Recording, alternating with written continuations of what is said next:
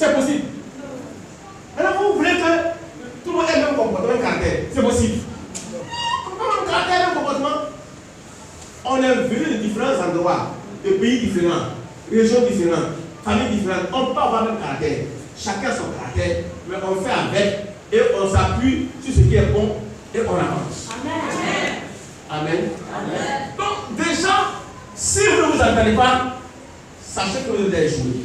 Amos 3 nous dit ceci, qui avait appris à ça.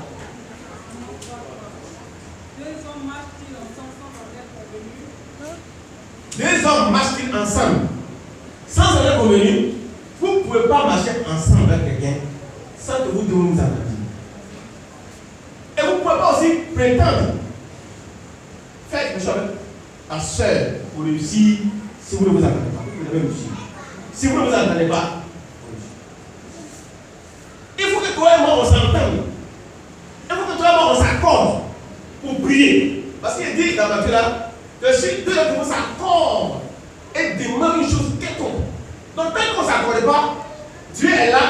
Parce que la promis que si 2 ou 3 sont ensemble, il est là. Donc il est là. Mais il n'y a pas besoin de dossier. Dieu est là avec nous. Mais tant qu'on ne s'entend pas, nos prières ne seront pas exaucées. Je vais interpeller le journal ce matin encore de vous dire la communion fraternelle est très déterminante. En toute chose, l'union fait la force. En toute chose, le fait de se mettre ensemble vous qualifie pour des grandes choses. Il n'y a personne qui atteint le but du jeu. Il y a toujours quelqu'un sur qui s'est appuyé. Il y a toujours quelqu'un qui lui a donné l'information. Il y a toujours quelqu'un qui a apporté son soutien, son appui. Il lui a permis de réussir.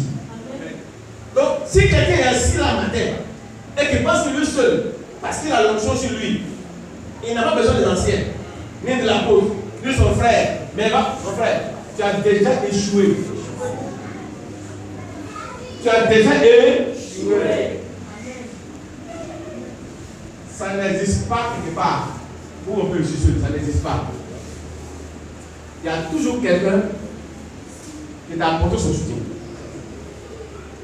Il y a toujours quelqu'un qui t'a appuyé.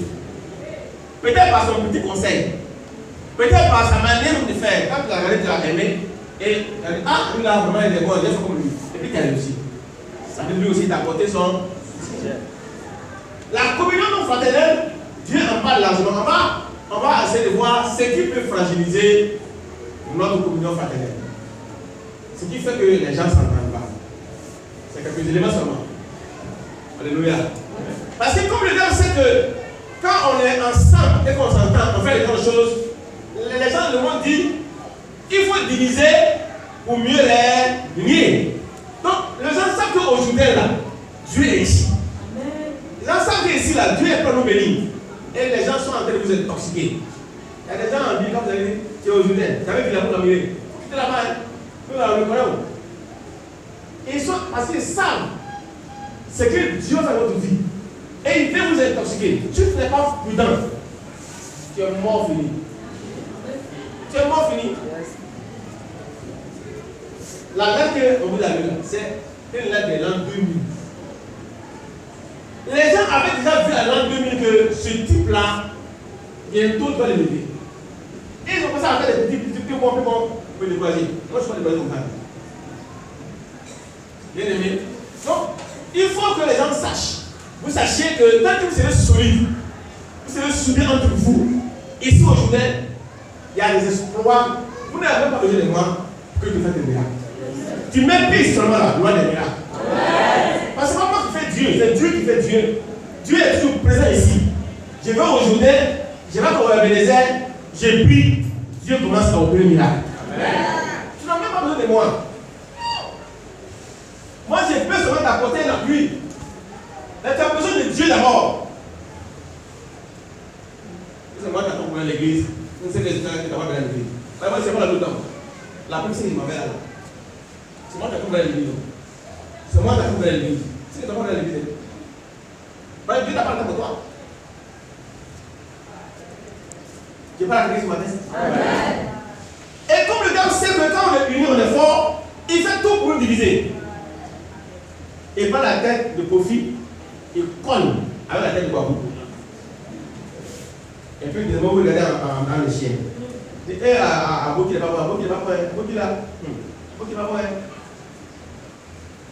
Il dit, Jean, hier, j'ai posé à Boki, parce qu'il était insulté. Le témoin fini. Il est avec moi. Jean, je dis, c'est vrai, à Boki. Mais là, ça c'est grave. Je n'ai jamais pensé qu'il y a beaucoup de choses. M'a fait ça. Non, c'est fini, lui et moi, c'est fini. Et puis, il quitte là, le même type là. Maintenant, le jour où on va à Boki, le salut ne répond pas. On va dire, ça c'est quoi? C'est vrai, c'est ta haine. Tu vas là-bas. Voilà, avec un matin. Imaginez un instant, je vous ai dit que si le nez est fâché contre les yeux, les lumières ne vont pas. Sur le front. Donc, comme il y a cette communion fraternelle, quand les yeux sont malades, le nez dit, comme toi, on est ensemble ici là, dépose ça sur moi, il faut déposer sur moi, il est mis en bas. Et puis les oreilles disent, nous sommes là, on va t'aider. Viens accrocher ça sur nous, comme ça tu vas bien voir. Le nez fait sa part. Bien, amen. Dans l'église, il n'y a personne qui peut fonctionner seul. Il faut enlever ça dans la tête, qu'il doit seul pas fonctionner. Voyons ensemble ce qui peut fragiliser une communion fraternelle. Premièrement, je vais citer ce qu'on appelle la méfiance. Quand il commence à avoir la méfiance entre deux personnes, la communion est gâtée. En 1945, quand Oufou-Boigny s'adressait pour guérir le RDA, c'est-à-dire tous les Africains ici, il parlait à ses pairs. Et Oufou-Boigny disait au président africain ici, là, quand il guérit le RDA, il dit la méfiance est une muraille. Faisons-la tomber. La méfiance est une muraille. C'est-à-dire ça met une barrière dont on ne peut rien faire. Quand tu commences à soupçonner ton voisin, ton frère, à le soupçonner, c'est fini. Là où il y a la méfiance, là, la communion fraternelle est fragile. Parce que la personne va tousser, il s'appelle qu'elle a toussé. La personne rit aussi, il s'appelle qu'elle rit. Et c'est bon de moi. La personne va pas rire aussi, et ça peut ne rit même pas. La personne te salue aussi, c'est un problème. Lui, c'est forcé. Salut là, c'est forcé. La personne ne te salue pas aussi, c'est un problème. Donc, la méfiance est une muraille. C'est une forteresse. Ici au Jourdain, faisons-la tomber. Amen. Ou on pense à la part de l'autre. Quand tu vois l'autre, tu penses que c'est lui qui est contre toi, il n'aime pas. Bien aimé, si cette méfiance est là, on peut rien faire ensemble. Là, Dieu. Parce qu'une bonne communion fraternelle, il y a la confiance. On va détailler dessus. Il y a la confiance entre vous. Pourquoi tu sais que lui ne t'aime pas? Si toi tu sais que tu l'aimes là, pourquoi toi tu sais que lui ne t'aime pas? Tu as quelle preuve? Pourquoi tu sais que lui, il fait des choses comme toi? On appelle ça la méfiance. La méfiance est un élément, est une arme de Satan pour diviser les gens.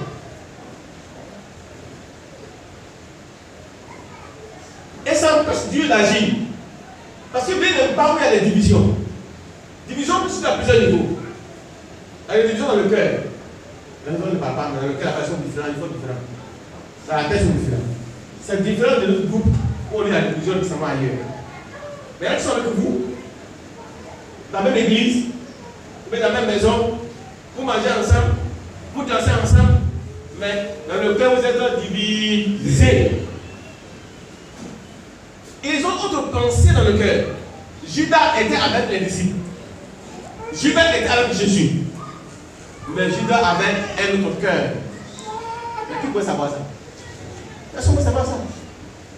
Jusqu'à ce que son caractère soit développé pour lui. Pourtant, c'est lui qui tenait même le sac à l'argent là. C'est lui, c'était le trésorier. Je parle à quelqu'un ce matin. Pour que Dieu te bénisse, c'est une méthode simple. Il faut apprendre à développer une bonne communion fraternelle. La Bible est claire que c'est là que Dieu apporte la vie et la bénédiction. Comment on peut avoir la vie si on n'est pas ensemble? Gloire à Dieu. Deuxième arme de Satan pour fragiliser votre communion fraternelle, j'appelle ça la mauvaise comparaison. La jalousie. C'est-à-dire, quand vous commencez à comparer les uns les autres, c'est dangereux. Il dit c'est comment? J'appelle ça la mauvaise. Comparer les choses qui ne sont pas à comparer. Pourquoi tu compares les deux personnes? Est-ce qu'ils sont la même chose? On compare les choses qui sont comparées.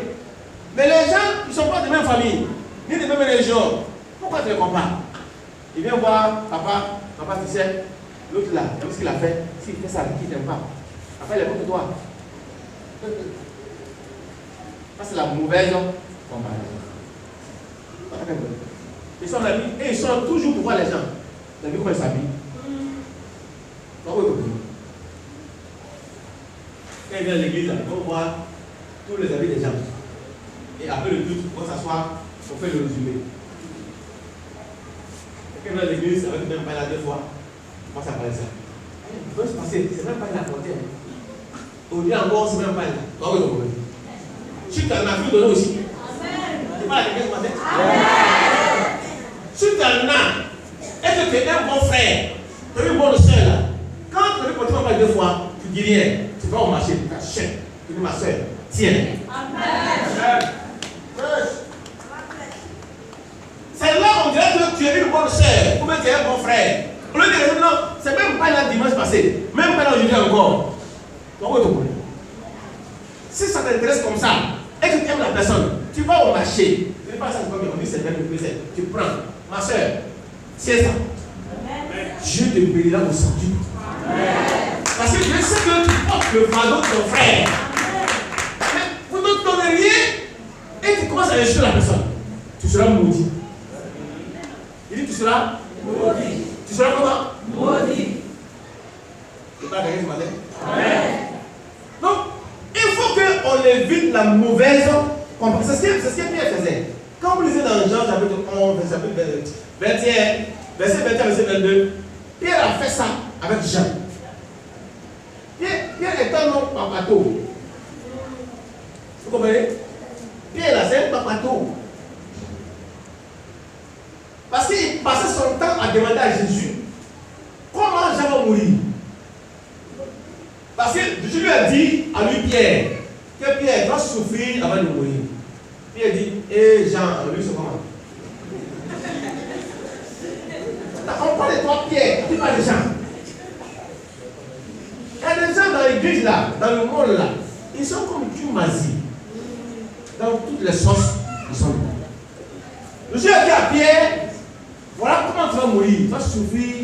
Il dit, d'accord, mais les gens qui passent là-bas, et lui, c'est pas son cas, c'est comment? Tu es juge ou bien? Il faut lire ça pour nous, mon frère. On va passer. Jean 21, verset 21 à 22. Si vous passez par la verset, c'est important de savoir que quand vous passez votre temps à vous comparer aux gens, vous allez finir par devenir jaloux. Et vous allez finir par devenir amer aussi contre les gens. On n'a pas besoin de se comparer à quelqu'un. Ou si la comparaison à faire, c'est avec Jésus. Il faut dire, je vais être comme Jésus, je suis d'accord. Mais je vais être comme l'autre là. Là, c'est comme ça. Non, bien aimé, j'appelle ça une mauvaise comparaison. Et ça va susciter en toi une jalousie. Une amertume pour rien. Pierre dit à Jésus, je suis d'accord, moi tu m'as dit, comment il est mourir, je suis d'accord, moi là c'est bon, mais vraiment. Voilà, Jean qui va là. Oui, comment son temps, c'est comment? Jésus lui a donné une réponse très dure. Jésus a dit à Pierre, tu parles de Jean, moi je parle de toi. Si je veux que Jean reste comme ça, sans souffrir, jusqu'à ce que je revienne, toi, Pierre, là, où est ton problème? C'est ce qu'il a dit. Il a dit à Pierre, où est ton problème? Toi, où est ton problème? Et moi, je veux que Jean, là, il ne va pas mourir. Il va rester comme ça. Toi, Pierre, là, où est ton problème? Ça va bien maintenant. Il a arrêté là. Il a arrêté là. Regarde la tête maintenant. Il y a des gens qui passent tout leur temps en train de se comparer, de comparer les gens. Pourquoi l'autre est comme ça? Pourquoi l'autre est ceci? On a vu ça et l'autre là. Et l'autre là, pourquoi pas moi? Et pourquoi pas l'autre? Ça, c'est une mauvaise comparaison et ça entraîne la jalousie, ça entraîne la perdue et tu n'es pas loin d'être un sorcier.